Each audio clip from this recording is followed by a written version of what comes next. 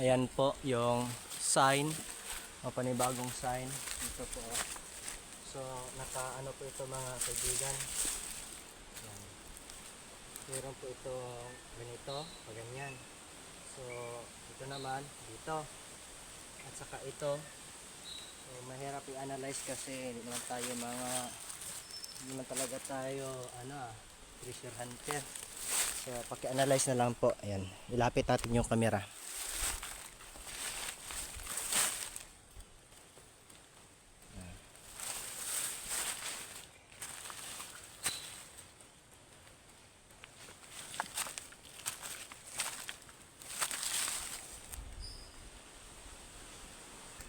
Sa area pong ito mga ka-TH, no. So nandito tayo sa may Sapa.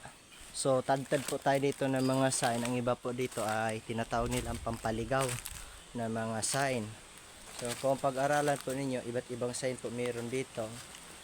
At sila po ang nakakalam dito, yung mga naglagay ng kayamanan dito sa bundok na ito. Ayan mga, dito tayo dadaan. Ayan po. Ayan mga PTH. Ayan. So mayroon pong mga malalaking kahoy dito.